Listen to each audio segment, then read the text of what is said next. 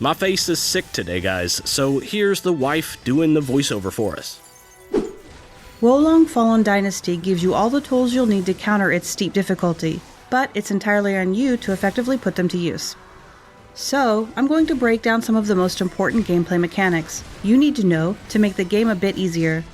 And by easier, I mean from skull vaporizingly hard to a much more manageable skull shatteringly hard.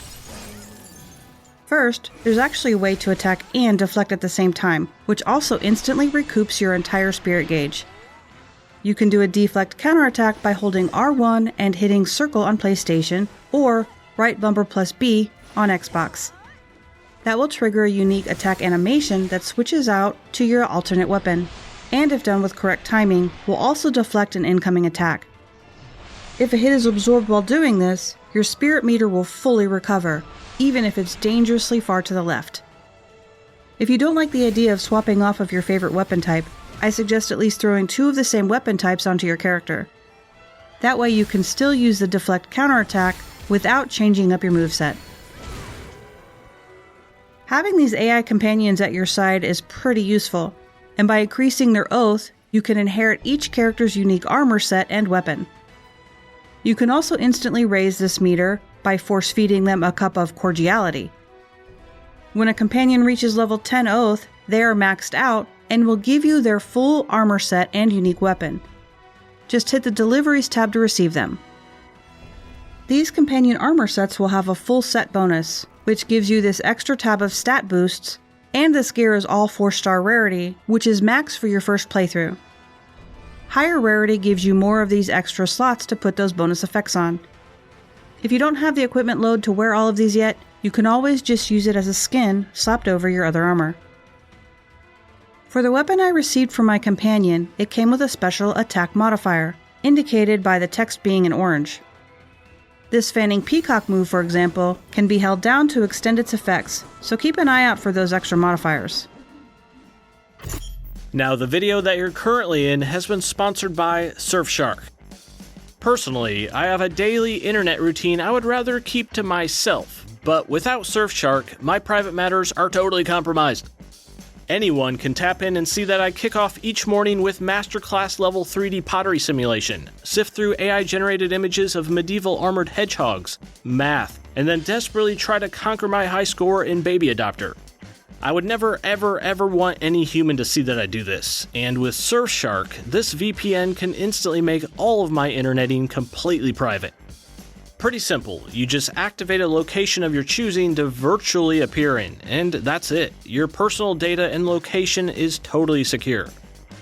So if you want to get your interneting and personal data protected, you can use the link I have down in the video description to get 83% off and the first 3 months of Surfshark free by using promo code BOOMSTICK.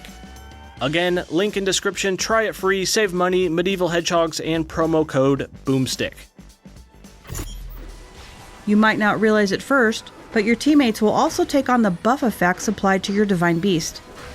If a nasty fight is on the horizon, I like to give my allies their attack order buff by holding down right bumper plus up or down on the D-pad, followed by my Divine Beast buff with X plus square or A plus X. That imbues everyone's weapon, not just your own. Using all of those buffs in conjunction can let you take down some larger enemies before they can even do much to stop you. These companions are great and all, but what if you just want some peace playing purely solo? Well, head into your inventory and activate the Infinite Use Willow Branch item to completely remove any allies from your team. Let's say my first tip in this video on the Deflect counterattack mechanics wasn't too useful because you're still unsure with the basic deflect timings. Well, by holding the block button during deflect attempts, it will buffer the input to pull up a block on the earliest possible frame after the deflect animation ends. That will at least have your block raised and ready to mitigate the incoming hit if you miss the deflecting timing. Landing deflects or basic attacks will be pushing your spirit gauge towards the right, and your spirit attacks on triangle or Y will become stronger when activated in the blue section.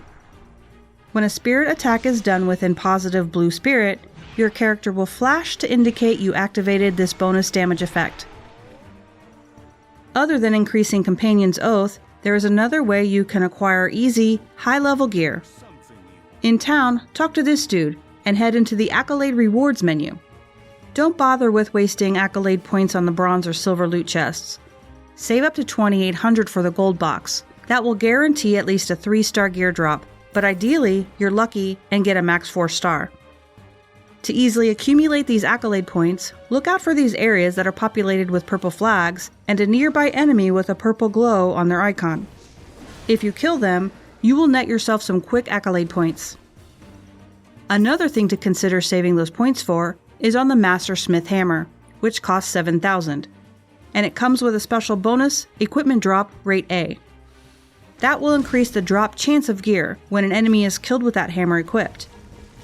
Combine that with some armor with luck bonuses, and you'll have yourself a solid farming build. Let's talk about morale, which is the number shown above your health bar. This is like an extra difficulty modifier for each map that encourages exploration and detours rushing straight through everything to get to the boss. I ran through an entire map avoiding most of the flag spots and enemies, which got me to the boss with a total morale of 2. I then did the same map but took the time to activate every flag and raised the morale meter up to 20 before starting the same boss. But what is this morale number actually influencing? Well, this fire attack at morale 2 hit me for 126 damage, but at a morale level 20, it only got me for 29. An incoming melee strike at morale 2, 28 and 28, but at morale level 20, just 6 and 6. For outgoing damage on my end, at morale 2, the first hit of this basic attack hit for 64 damage. The same attack at morale 20 hit for 115. So in conclusion, your morale level strongly affects how much damage you deal, but more so affects how much damage you take. If you're getting constantly destroyed in this game, make sure you're using all of the morale boosting mechanics, or you're going to have a tough time. That's it. Hopefully some of these things are helpful during your playthrough, and let me know if any were a big game changer for you. I'm Zoe on the voice backup today. Thanks for watching, and good luck with this one.